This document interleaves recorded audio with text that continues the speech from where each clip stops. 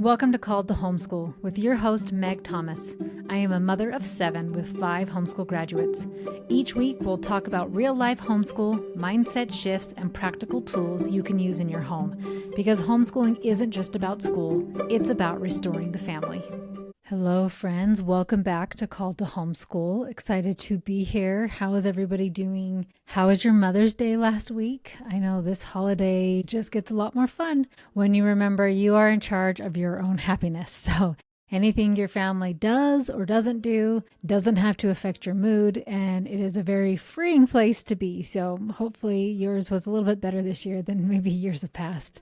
So I know some of you are new to the podcast, or maybe you jump around, and I thought it would be really good to do this episode a little bit of reminding you where I came from. So you saw the title was From Broken to Building, how I created the family I always wanted and how you can too. And so sometimes people are like, Meg, like there's no way I could do what you're doing, but you are seeing now, Meg. You are not seeing Meg who started all those years ago. And so they're like, well, I could never do that. Meg is just so calm, or Meg is all of this. Whatever your story is, it's usually nice, thank you. Or I even get stories of like, you don't understand. So I get some of those comments too of like, you don't understand how hard it is. You don't understand because you are seeing Meg now. And I just talked to a client the other day, and I had reminded her of my story, of my backstory, and it gave her hope. And when I saw that in her face and just like, oh, okay, so like maybe I can do this. And so the reason I share my story is because I want to give you hope that no matter what you've had going on in the past, no matter what you have going on now, different obstacles, different trials that you have, there is always a way around it. And so I don't share my story lightly. It's not something that it's super fun to talk about for myself. And there is a little bit of heavy stuff in here. So you may not want to listen to this next little part with your kids in the car. I'm not going to swear anything, but you may not want to have to explain to some of the things to them. Some people also worry about when I talk about my past that it takes me to a dark place. It doesn't anymore. I don't love these memories, so I don't ruminate on them anymore, and I don't really talk about them a whole lot, but they don't have the control over me. And I also forget about the person who I was. And so I don't talk about this, not because I'm embarrassed, but because like that was Meg of the past. But the only reason I share this is that at least one person out there will see that they can overcome anything and create an amazing life and create an amazing family and amazing relationships, no matter what has happened. So allow me to share a little bit about my past. So some of my youngest memories are being abused. I'm only going to give one example because abuse is a very broad word. And I just giving you a small example so you can kind of see the intensity of it. So one time when I was 5 years old, one of my siblings, they had money. I think it was like $5. I don't even remember how much. It went missing. And somehow I took the blame for it. And my dad decided to repeatedly whip me with his belt while he made me search the whole entire house for this money that I didn't even take. So he kept making me look from room to room over an hour. I needed to go to the bathroom. He was not going to let me do it, made me pee my pants, and then just kept pushing through and just kept whipping me repeatedly and repeatedly. I'm not going to go into anymore, but that just kind of gives you an idea of, even as a 5-year-old, those are the types of things that were happening to me. Intensity varied through different events, but I was abused all through high school. Physically, but also emotionally, verbally, and often neglected. By the time I was 8 years old, I tried to kill myself. And luckily, I didn't know what I was doing, so I was okay. But I did continue down the road of cutting myself, hurting myself, and even having an eating disorder. In high school, I felt like I couldn't take it anymore, so I overdosed. And it was one of the scariest nights of my life. And by the grace of God, I was okay. And the next day, I was so scared that I finally went and asked for help. But the adult I asked, they just shrugged their shoulders and walked away. So I never asked for help again. I didn't trust people to do, like, nobody's coming to help me. I'm on my own, the story I told myself. So I continued to cut myself and struggled with food. And somehow, while all this is happening, I married the most amazing man on this planet. And within the first few months of us being married, I attempted suicide again. The first time he checked me into the hospital, and I was there for a little while. And I don't know the timeline of how much longer, but I mean, this all happened within the first few months of being married, so not too much longer. I had a really serious attempt, and I was rushed to the hospital to get my stomach pumped. And the ambulance took me to the psych ward and I was checked in there and had to deal with all of that. So after I get out of the hospital, a few months later, we find out we are expecting our first baby. And then we keep having babies. And I'm starting to get better little by little. And my husband is the best person on this whole planet because I really put him through the ringer while I was figuring a lot of this stuff out. But getting better little by little, but still struggled with thoughts of suicide and even some smaller attempts. My happiness was all on my husband and children. I put all my energy into controlling all of them because if they would just do or say or be the things that I thought they needed to do, I would find happiness. Spoiler alert, it didn't work. So after the birth of my fifth baby, my body shut down with 5 pregnancies so close together. And I was eating Tums like they were candy because of the heartburn, and I stopped drinking water. That was also another terrible idea I had because I was so tired of using the bathroom at nights. And my daughter, right before she was born, I was in the hospital because my body started shutting down. And so they induced me so I didn't have the stress of my kidney shutting down with my daughter, also the delivery. So I had her. And then a little bit after that, I was in the hospital again for kidney stones. And they were quite large. That's a word to the wise. If you eat Tums like that, they can give you massive kidney stones. And after hers, when I became more of a hippie. So anyways, I'm in the hospital again for these kidney stones. They're so big that they have to break this procedure up into 2 times. So the first procedure, it's fine. What's it called? Is it called lithotripsy? And it's not comfortable and it was an uncomfortable evening, but I passed the stones on my one side and then everything was fine. Then go in a little bit later and the second procedure didn't go well and I started to seize coming out of the anesthesia. And friends, that's the summer that I thought we should homeschool. So I had just given birth to my 5th baby in 6 years. Has left me with seizures and I still have them randomly. I had major mental health issues and thought this was a good time to go for it. I ended up getting really scared that summer and signed my kids up for school for the fall. But after 1 month, it was awful. It was driving a first grader, a kindergartner, a preschooler, and then my son was 1, almost 2, and then a newborn. And I thought this is chaos. I would rather just have them home. It'd be so much easier. And I pulled them out after 1 month and we've been homeschooling ever since. Slowly, I started to get better. I started reading self-help books. I actually remember my first self-help book I read. If you remember Dr. Lara, she had a radio show and it blew my mind, just this idea of mindset and whatnot. So she was the first person I ever read like a self-help book with. I started eating better. Surprisingly, my diet was horrible. So eating better started to help things. I saw a therapist off and on, but it wasn't until I went to a life coach that everything completely changed for me. He helped me to get on this path of real healing and letting my painful story go. Like, why was I holding on to this painful story? And which allowed my hurts to heal. And the reason that I share this is that on paper, I should have never started to homeschool. I was a mess. I was uber controlling, like really controlling. Light switches had to be in certain orders. I mean, like I still have to fight a lot of these with controlling of just like how you play something, how you do something, right? I just know the best way to do these things. So super controlling, incredibly reactive. I was a yeller and now I'm not. Homeschooling and being with my kids day in and day out helped me to become the person I always had to become. I had some big obstacles that made things hard, and you may be having some big obstacles too, but it has been worth it. So if you're looking at your own life, your own obstacles, homeschool, whether you're in it and like, maybe I just need to put my kids in school, or whether you're considering it of like, I don't know, I have all of these obstacles, you can figure them out with the right mindset. You can figure out anything you want. Friends, I believe that wholeheartedly. With the right mindset, you can figure things out, including how to stop being so reactive in your home. I get lots of messages of like, oh, I just want to quit being reactive. And friends, it is possible. You can homeschool without losing your mind. You can create the amazing family you are desiring. And in order to do this, it's easier if you have a roadmap. So I had to take the hard way because I had to create a roadmap. right? And I would like it to be a lot easier for you as you're overcoming obstacles, as you are getting past your different challenges. So instead of you having to read hundreds and hundreds of self-help books, listening to all the podcasts I've listened to, all the YouTube videos I've studied, I mean, so many classes, certifications, so many things I've done, let me make it easy for you into 6 steps to creating this. And these things are like, it'd be amazing. You do these 6 steps in one day and poof, you're done. But it kind of is a lifelong journey. And I'm always working on these. And when I put more focus on making sure I'm doing these things, my life runs so much more smoothly. And sometimes I get off course. And just like if you were really on a road, right, you just get back on course. And then it helps things to become amazing. So I'm going to give you these 6 steps today.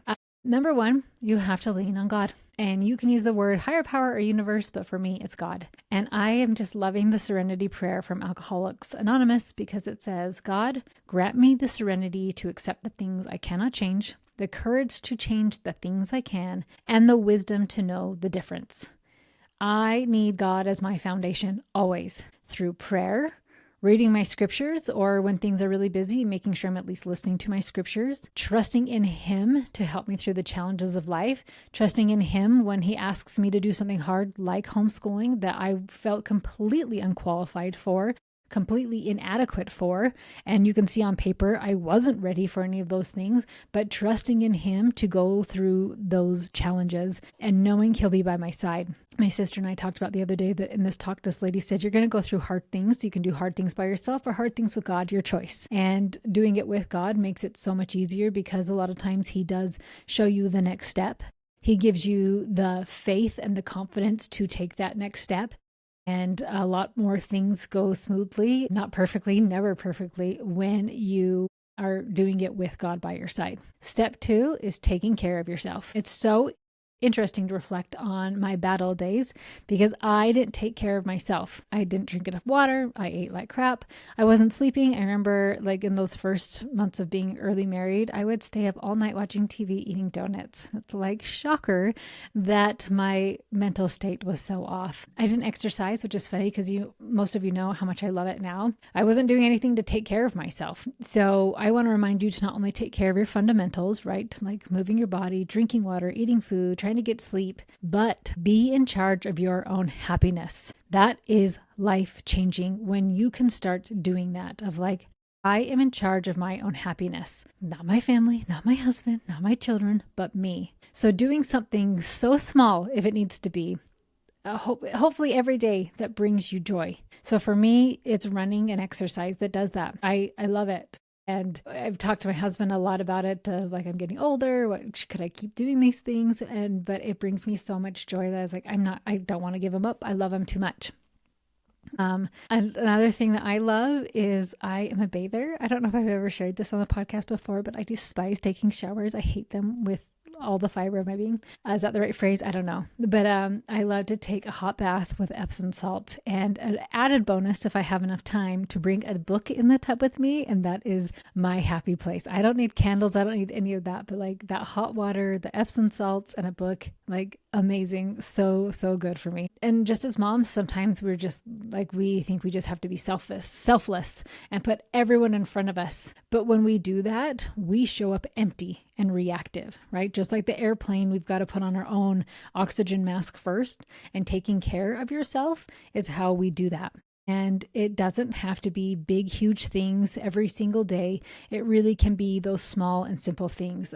I heard some girl that she was talking about this, that she said just brushing her hair, right? Somebody else, it could be just putting on clothes, getting out of your pajamas, putting on clothes, right? Of like, I'm taking care of myself. Maybe you've meal prepped so that you can have real food for your meals, or whatever it is, of finding something that just brings you joy so that you're taking care of yourself so you can show up as your best self. And then part of taking care of yourself is also working on your mindset. And that is taking 100% responsibility for how you show up. So this does not mean you have to be perfect, because you are human and you will never be perfect, and that's okay. But that you know how to quickly apologize and keep trying. So sometimes I mess up. I definitely get critical still. I definitely will complain still. And instead of like, well, I wouldn't have had to been critical if you just pick up after yourself, but like, hey, sorry.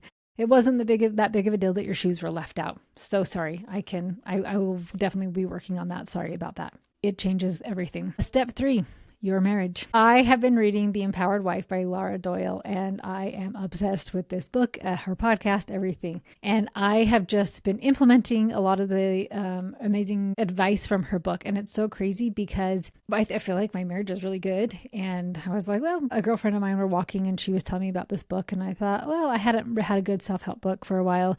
And I was like, I could do a marriage one. That sounds fun. And so I got it. And I was like, you should have been pushing this on me a lot more. You did not tell me how great this was. But it took good to amazing. So one of the biggest things she talks about in there is respect. Respect your husband like his life is depending on it. And this is my own take on it of what I've my thought with it is don't be his mom. I don't need to be his mom. He's not my child. I'm not in charge of picking up after him or nagging him to pick up or whatever it is that a mother does to her child. I'm his wife, not his mom.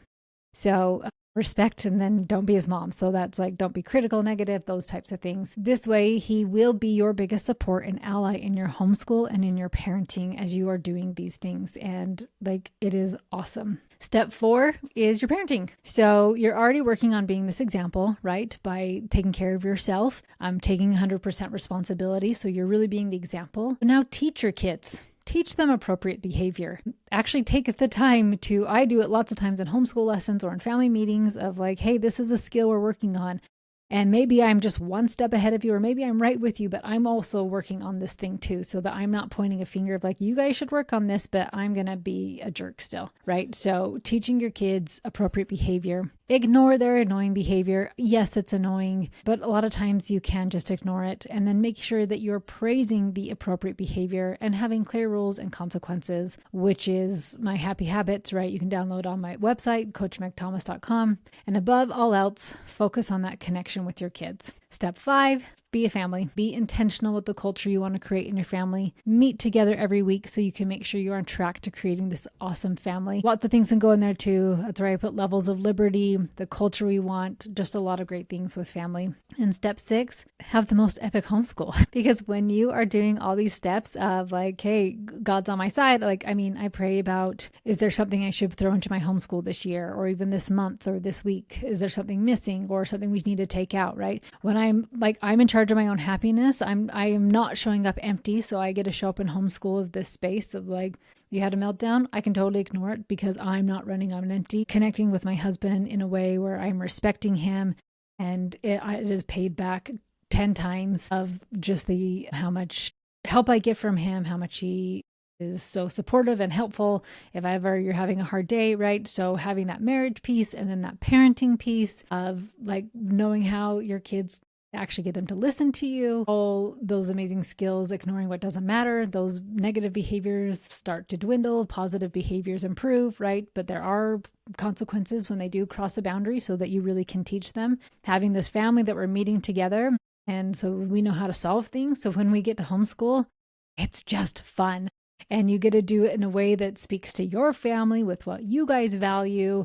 In your homeschool does not have to start at 9 a.m., does not have to be 5 days a week, 6 days a week. You get to pick what works best for your family because you're coming at it with this really clean space. And now don't think that you have to have all of these done in linear order. Okay, well, I'm a hot mess, and so I guess I can't do it. No, I started homeschooling while figuring all this other stuff out. I'm still figuring stuff out and getting better. One time we had the 5 teenagers, right, of figuring stuff out with that and learning how to ignore or not give a lot of attention to when they made choices that were well, that sucks, like crashing a car or just other choices that they would make, right? Maybe attitude, something like that, learning to ignore it. To figuring out stuff with our parenting now. This summer, we'll just be down to 2 kids in the house. Really different dynamic for us. It'll be my first time in 21, almost 22 years of not having another girl in the house. So that's going to be interesting, right? So I'm always figuring stuff out and navigating. So it's a lifelong process, right? So I share this with you because no matter what you've been through, no matter your past mistakes or past things you've been through, you can still create something amazing. And I want to leave you with this. No matter where you've been or what you've done, how messy, reactive, overwhelmed, or broken you've felt, that is not the end of your story.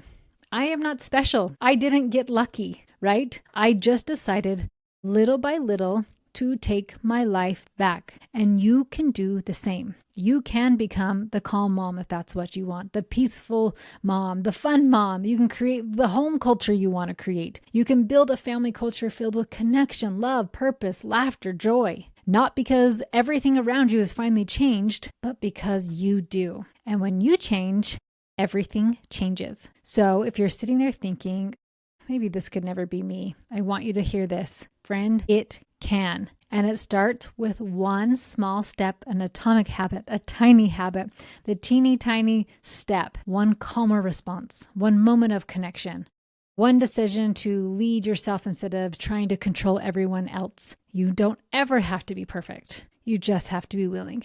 And I promise you, it is worth it. All right, friends, I'll talk to you next time. Thanks so much for listening to Call to Homeschool. If today's episode was helpful, the best way you can support the show is by leaving a rating or review on Apple Podcasts or Spotify. It helps more homeschool moms find this work, and I appreciate it so much.